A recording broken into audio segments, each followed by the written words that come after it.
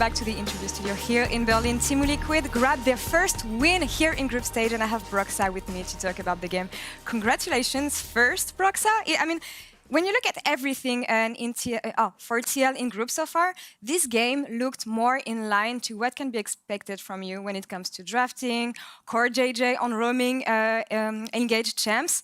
Talk me through the draft and also the execution setups here. Who made you successful? First of all, this is this is an interesting interview for me to do. I've done some emotional interviews in the past, but right now I'm almost shaking. This win was so important. I was so nervous coming into the game, and I'm so happy we managed to beat G2. There's still hope. But yeah, in terms of drafts, I think there's no doubt that the draft we had yesterday was a difficult one to play, and Suning abused it in any way possible. We barely got to even play the game.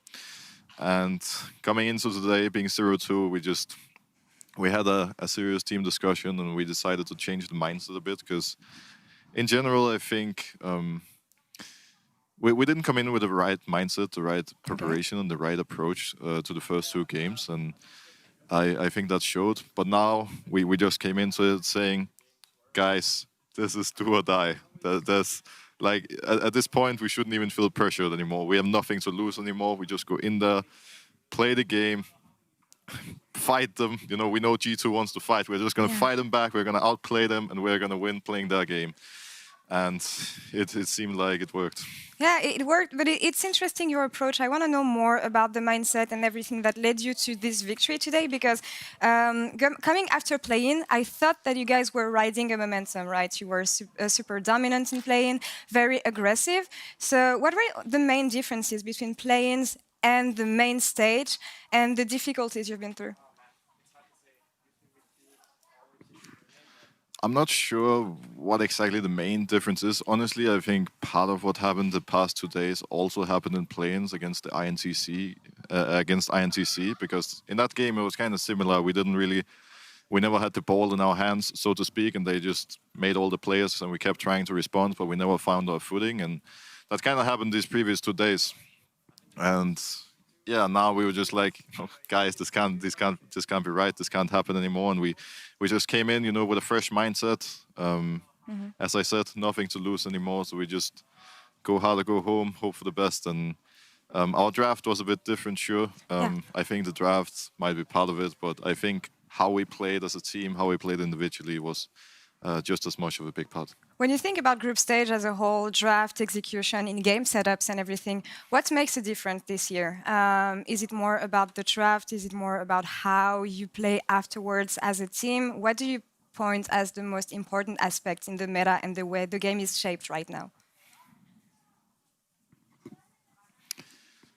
I think the draft has always been an important factor, but right now, the way that teams approach the draft and approach the meta is pretty different than the previous worlds. Right now, it's the draft is a lot centered around farming junglers, playing around the jungler, putting the jungler in a position to carry. And oftentimes in the past, it has been a bit different, where the world's meta would be like ganking junglers, or where you would play around a specific lane.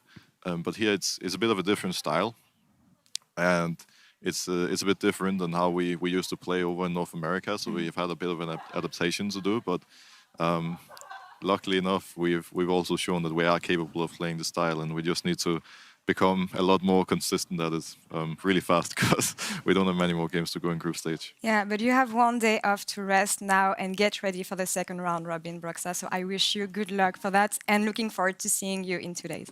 Thank you. And thank you for the interview. Thank you very much. Now back to you, Shox.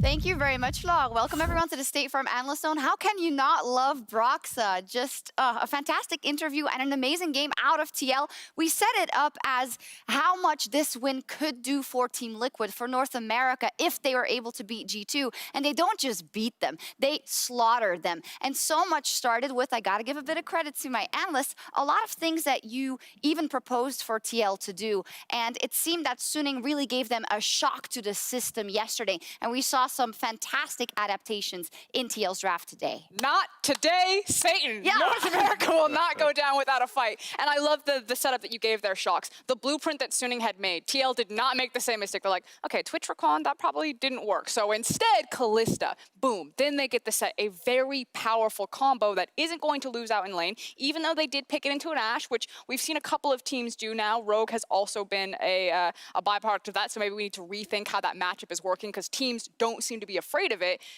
And that set performance on Core JJ unlocked Jensen. Like, I'm sure that he will get player of the game, but for me, Core JJ was everything to this game. Yeah, we had a bit of a fight about that one, and I think it's going to be Jensen, but Core also fantastic on this set. I think also the focus on the level ones. I think this has been, you know, a big point of criticism for North America in their play in the region as well, and that they made this adaptation between the days is so important. When you have a Graves, you have the Callista and the set, the level one is so one-sided. We saw a deja vu moment of the Alistar flashing and pulverizing level 1, but it didn't really work. It's kind of a repeat of what we've seen in the tournament so far, and that started off the game in such a beautiful way. Here's the replay. You don't have to hear me talking about it.